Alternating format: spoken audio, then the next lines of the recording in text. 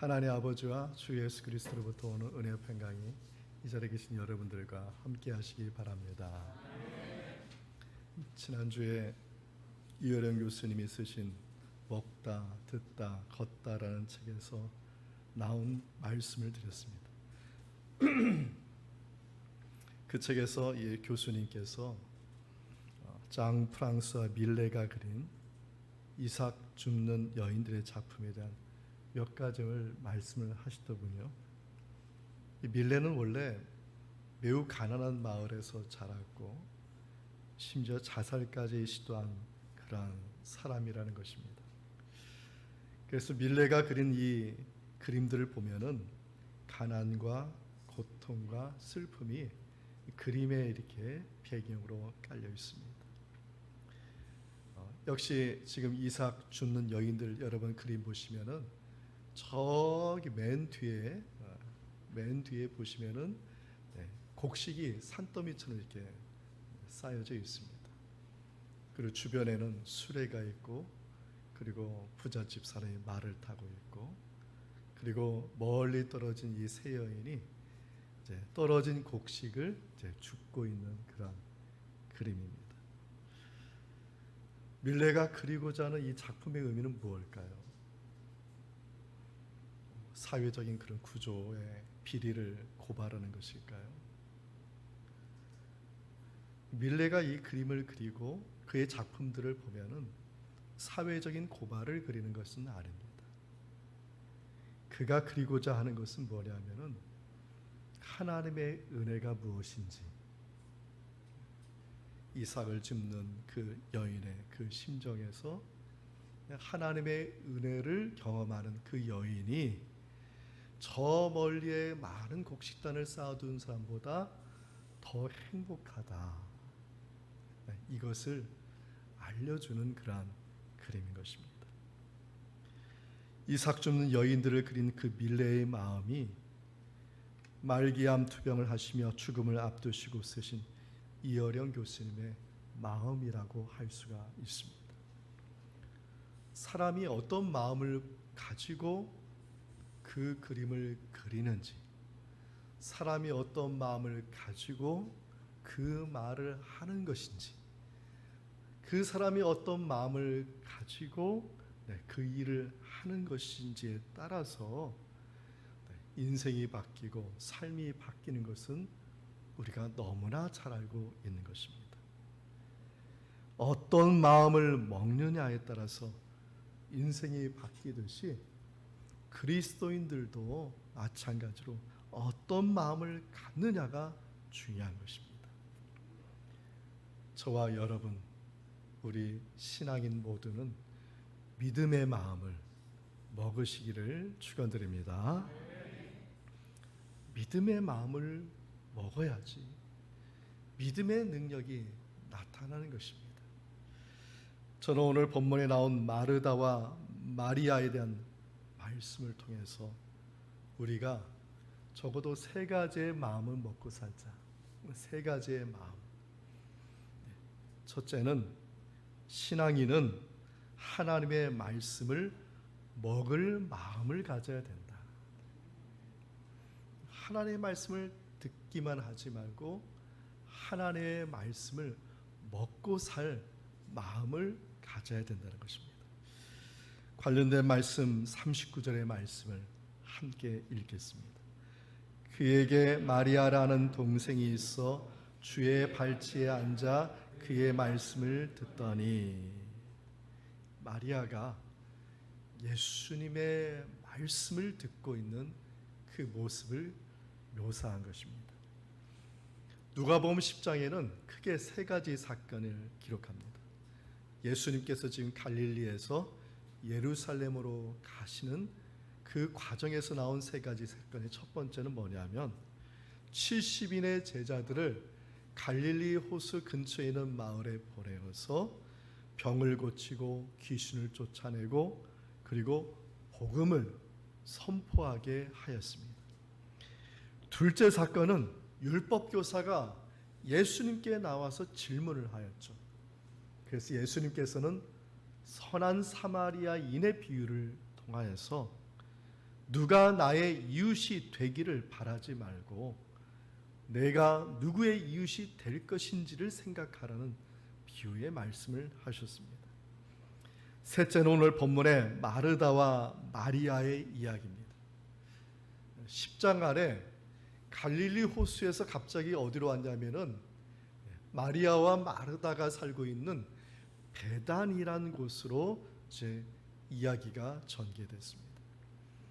이 갈릴리에서 이 베다니까지는 대략 170km 떨어진 곳이거든요.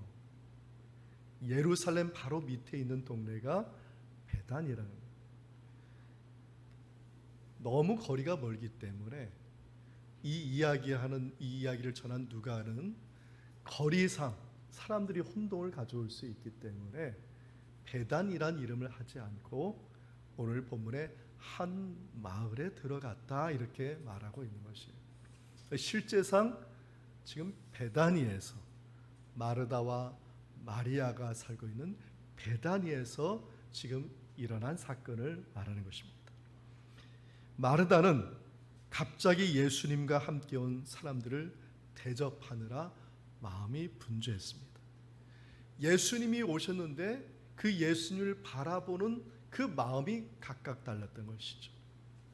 마르다는 분주하게 일했지만 마리아는 어떤 마음을 먹었냐면 예수님께서 오셨으니 내가 예수님의 말씀을 듣겠다. 예수님의 말씀을 듣겠다는 그 마음을 먹었던 것입니다. 마리아는 예수님 곁에서 경청을 하기 시작했어요. 예수님 발밑에서 경청을 했다고 하는데 아마 예수님 바로 앞자리에 사람들이 있는데 그 사람들 가장 맨 앞자리에서 예수님의 말씀을 경청한 것 같아요. 이 경청이란 이 말의 뜻을 어느 책에서 이렇게 해석을 하더라고요. 마음을 내주는 행동이다. 경청이라는 것은 이게 귀로만 듣는 것이 아니라 마음을 내어주는 게 경청이다. 또 이런 뜻을 합니다. 경청이란 무엇이냐면 말하는 사람이 끝까지 주인공이 되도록 도와주는 행동이다. 갑자기 말을 끊어서 내가 말하는 게 아니라 그 말하는 사람이 끝까지 주인공이 되도록 도와주는 자세가 경청이다 이렇게 말을 하더라고요. 예를 들어서 이런 예가 있습니다. 꼬마 아이가 학교에서 좋은 일이 있었던 거예요. 막 흥미로운 일이 있었던 것이죠. 그래서 집에 빨리 가서 엄마한테 얘기해 주고 싶은 것입니다. 그래서 집에 딱 갔더니 엄마가 설거지를 하고 계세요. 그래서 아이가 막 달려가서 엄마 학교에서 이러쿵 저러쿵 이러쿵 이런 일 저런 일이 있었어 막 얘기하기 시작해요. 근데 엄마는 계속 설거지를 하는 거예요. 이 아이가 가만히 엄마 얼굴을 보니까 엄마가 자기 얘기를 듣는 게 아니라 딴청 피우는 거죠. 그 설거지만 계속 하고 있는. 그러니까 이 아이가 말합니다. 엄마 내 말 듣고 있어? 그 엄마가 얘기하죠. 듣고 있어. 내가 설거지하지만 네 말 다 듣고 있어. 아이가 계속해서 말을 했을까요? 안 했을까요? 안 했죠. 알았어 엄마하고 집으로 들어갔겠죠. 아이가 원하는 것은 듣는 척이 아니라 엄마의 마음이잖아요. 엄마가 마음을 내어주기를 바라는 그게 경청이라는 것입니다. 우리가 하나님의 말씀을 들을 때 우리는 어떻게 듣고 있습니까? 경청해야 된다고 저는 생각합니다.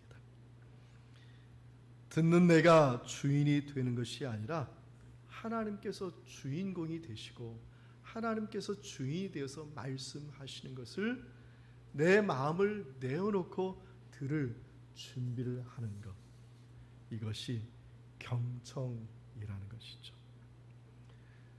근데 성경에서는 여기에서 멈추지 않습니다. 성경은 어떻게 말을 하면 하나님의 말씀을 먹어야 한다 이렇게 말하고 있다는 것이죠. 예수님께서 광야에서 사탄에게 시험 들었습니다. 40일 금식 기도를 하고 나왔더니 돌덩이를 떡덩이로 만들려고 합니다. 예수님께서 이 시험을 받으실 때 어떻게 대답했습니까? 마태복음 4장 4절 말씀이죠. 우리 함께 읽어보도록 하겠습니다. 예수께서 대답하여 이르시되 기록되었을 때 사람이 떡으로만 살 것이 아니요 하나님의 입으로 나오는 모든 말씀으로 살 것이라 하였느니라. 아멘. 떡을 먹는 것 같이 하나님의 말씀을 먹어야 산다는 것입니다. 여러분, 마음을 먹고 산다는 것은 뭐예요? 마음 먹은 대로 살겠다는 거 아니겠어요? 하나님의 말씀을 먹는다는 건 뭐예요? 하나님의 말씀대로 산다는 의미가 있는 것입니다. 사랑하는 성도 여러분, 하나님의 말씀을 경청하시고 하나님의 말씀을 먹고 사시는 저와 여러분 되기를 축원드립니다. 마음을 먹으셔야 돼요. 나는 이제부터 하나님의 말씀대로 살 것이다. 나는 이제부터 하나님의 말씀대로 살 것이다.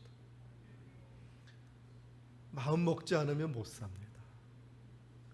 먹었다는 것은 그 말씀대로 사는 것이니까 여러분이 들은 말씀, 경청한 말씀, 마음에 새긴 말씀대로 살아갈 수 있는 그러한 마음을 가지시. 그러면 그 말씀대로 어떻게 돼요? 하나님께서 하나님의 말씀들은 절대로 1.1획도 땅에 떨어지지 않는다고 말씀하셨으니 말씀대로 살아가는 저와 여러분의 그 믿음 앞에 하나님께서 이루어지시는 역사가 반드시 나타날 줄 믿습니다. 두 번째로 우리가 먹어야 될 마음은 뭐냐면은 섬기는 마음을 먹어야 되는 것입니다. 그리스도인들이 말씀만 먹지 않고 섬기는 마음도 먹어야 되는 것이죠. 관련된 말씀이 40절 말씀 함께 우리 읽어보겠습니다. 마르다는 준비한 일이 많아 마음이 분주한지라 예수께 나아가 이르되 주여 내 동생이 나 혼자 일하게 두는 것을 생각하지 아니하시나이까 그를 명하사 나를 도와주라 하소서. 아멘. 예수님께서 갑자기 방문하시니까 마르다가 어떤 마음을 먹었냐면은 예수님을 영접할 마음을 먹었어요. 영접이란 말은 쉬운 말이 아니죠. 오시니까 내가 접대하겠다, 대접하겠다, 물 한 것 드리겠다, 이런 간단한 것이 아니라 잔치를 여는 겁니다. 환영이 하는 거죠. 잔치를 여는데 이게 마을 사람들 다 불러서 잔치하는, 이걸 영접하는 거예요. 이 영접이라는 뜻은 뭐냐면 이제 주인이 바뀐 거예요. 주인이 바뀐 거예요. 우리 옛날 분들 잘 아시죠? 집에 귀한 손님이 오면은 안방도 내어줘요. 그를 주인공처럼 섬기고 그를 주인처럼 섬기고, 우리나라 문화에도 있는 것처럼 지금 영접한다는 것은 마르다가 집의 주인이지만 이제 이 집의 주인은 누구냐? 예수님이다. 이렇게 주인이 바뀌었으니까 널리 많은 사람들이 알려서 이 귀한 손님을 대접하자 해서 잔치를 여는 것입니다. 특별한 점은 마르다라는 이름이 아람어인데 이 이름의 뜻은 뭐냐면 주인이라는 뜻이에요. 마르다의 이름이 주인이에요. 그 집의 주인이 마르다예요. 이제 그 주인의 주인이 바뀐 거예요. 마르다에서 누구로 바뀌었어요? 예수님으로 바뀌는 것이죠. 이게 바로 섬김이라는 것입니다. 섬긴다는 것은 내 마음의 주인이 바뀐 거고 그 주인을 섬기는 게 바로 섬긴다는 뜻인 것입니다. 이런 마음을 가지고 섬기면 얼마나 아름답습니까? 성가대가 섬기는 의미는 주인 되신 하나님을 섬기기 위해서 찬양으로 섬기는 게 아니겠어요. 저와 여러분이 각자의 직분대로 각자의 역할대로 섬기는 이유는 사람을 섬기는 것이야. 하나님을 섬기는 마음, 주인 되신 하나님을 섬기는 마음으로 섬기는 것이기 때문에 절대로 시험될 필요가 없는 것입니다. 그런데 이 마르다가 아주 아름다운 섬기의 마음을 가졌는데 이 마음이 깨어져 버렸어요. 왜 깨어졌냐면 많은 사람들, 예수님을 따르는 사람이 얼마나 많겠어요. 그리고 마을 사람들을 불러서 일을 하지만 아무리 일하는 사람이 많이 있어도 내 손하고 착착 맞는 사람 두 사람만 있어도 10사람이고 20사람 목을 하거든요. 지금 마르다하고 손이 착착 맞을 사람이 누구냐면 마리아라는 것이죠. 마리아가 착착 내가 일을 하면 일을 시키면 척척 알아서 일을 해야 되는데 마리아가 지금 없는 것입니다.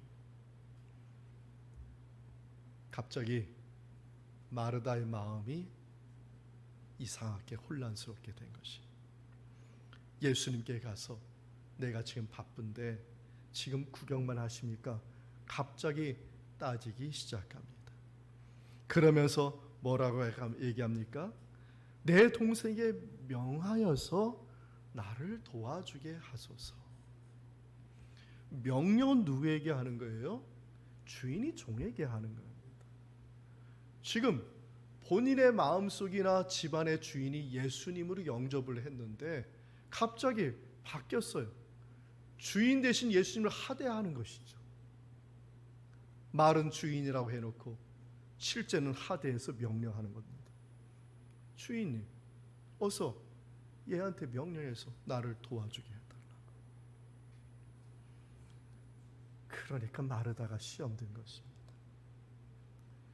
예수님을 섬기는 마음으로 끝까지 그것을 참고 인내해야 되는데 그것을 인내하지 못하고 마음속에 주님을 하대하면서 본인이 갑자기 주인의 자리에 올라가니까 영적으로 혼란스럽고 상황적으로 혼란스러워 버리는 것이죠.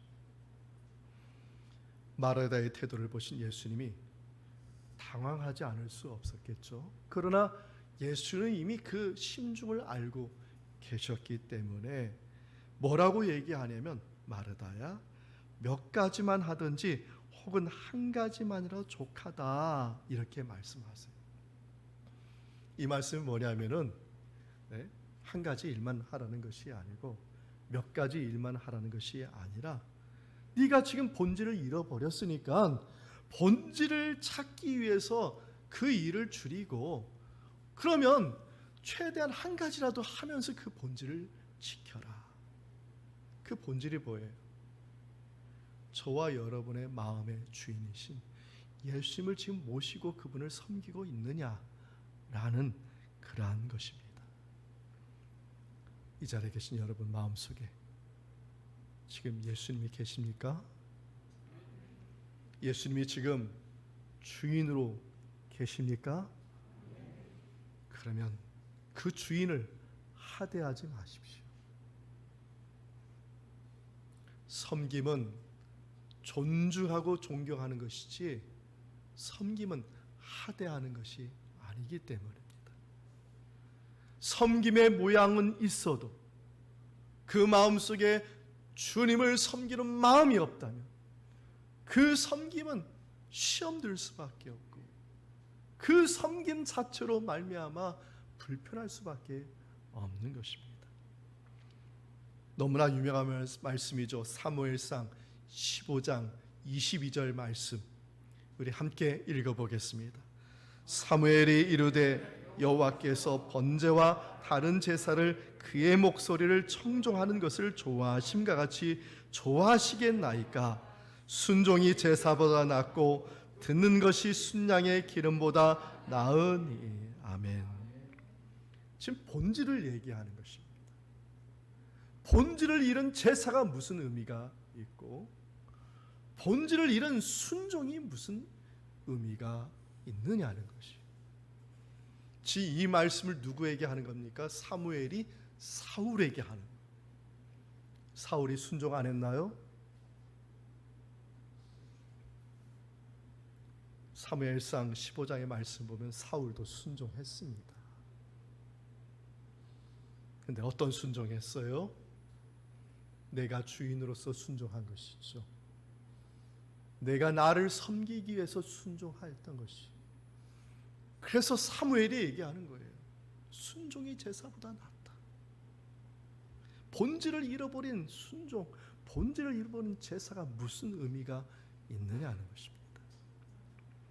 사랑하는 성도 여러분, 우리 모두 섬김을 할 때 부담스러워하거나 겉에 보이는 것으로 할까 말까 주저하지 말고, 지금 하나님께서 하시는 일이다, 하나님의 주인공이시다, 그럼 내가 주님을 섬기는 마음으로 섬길 수 있는 마음도 가질 수 있는 저와 여러분 되기를 축원드립니다. 그러면 그 섬김이 아름다운 것입니다. 그 섬김을 통해서 그리스도의 향기가 저와 여러분에게 흘러 넘치는 것이죠.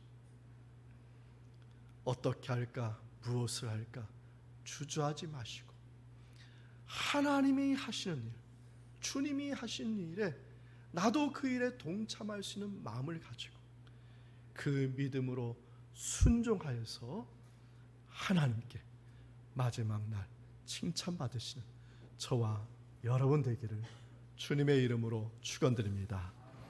셋째로 가질 신앙인의 마음은 하나님의 나라의 마음을 먹는 것입니다. 관련된 말씀 42절 말씀 함께 읽겠습니다. 몇 가지만 하든지 혹은 한 가지만이라도 족하니 마리아는 이 좋은 편을 택하였으니 빼앗기지 아니하리라 하시니라. 아멘.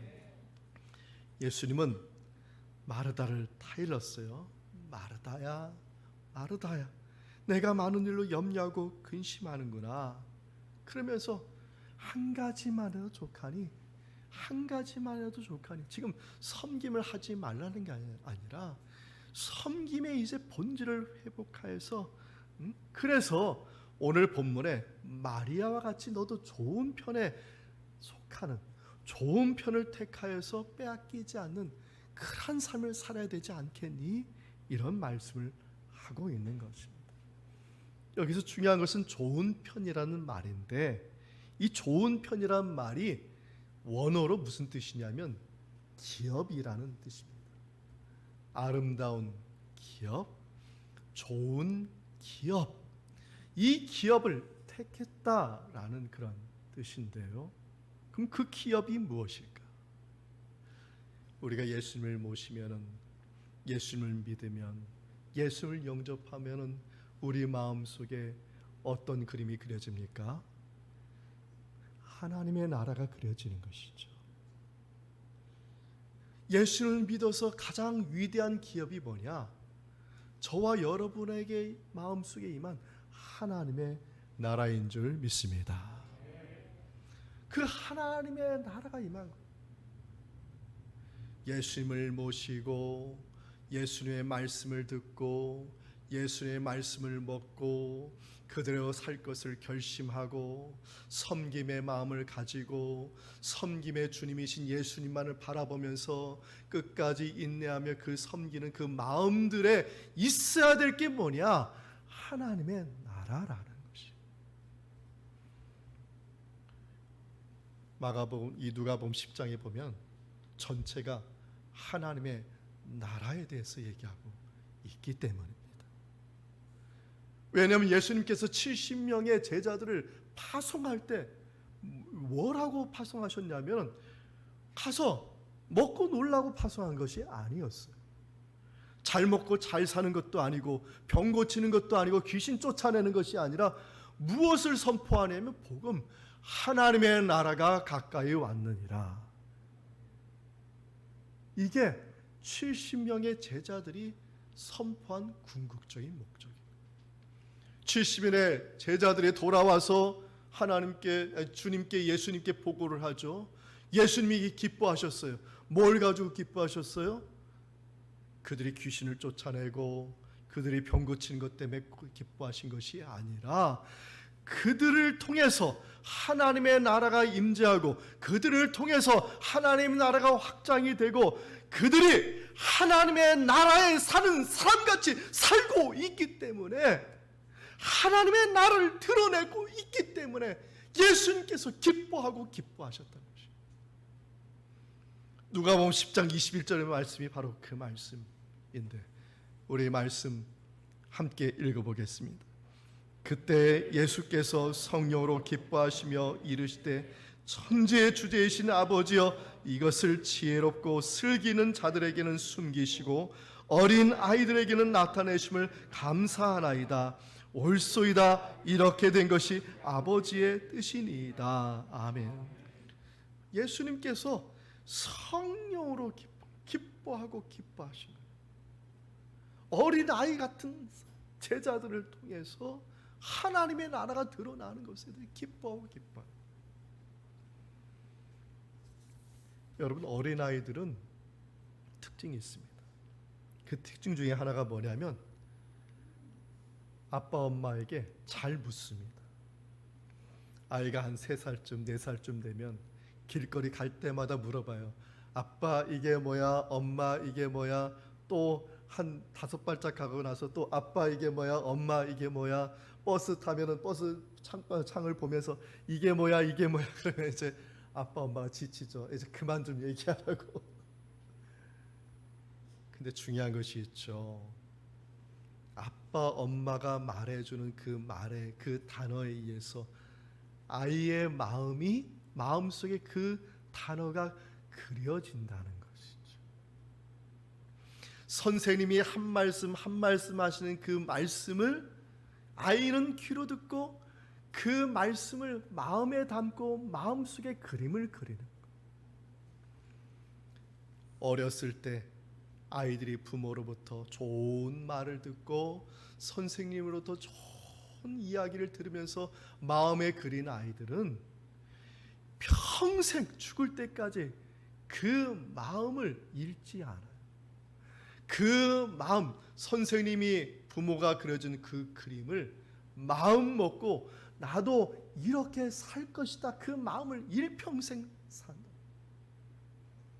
후회하는 사람들은 누구냐면 그때 그려진 그 마음대로, 그 그림대로 살지 못해서 후회하는 사람도 많고, 인생 살면서 행복한 사람은 누구냐면 그때 부모님이 얘기해 주셨던 그 말씀, 선생님이 그려줬던 그 마음의 그림이 일평생 그것이 이루어진 것을 가지고 기뻐한다는 것입니다. 중요한 것은 이겁니다. 하나님께서는 우리들의 마음속에 하나님의 나라를 그려 주셨다는 것이죠. 할렐루야. 무엇을 통해서요? 성경 말씀을 통해서.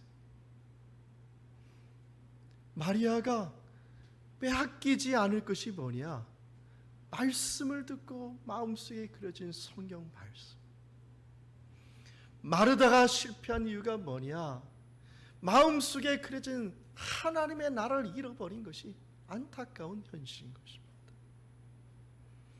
찬송가 438장 찬송 마지막 절에 이런 찬송이 있습니다.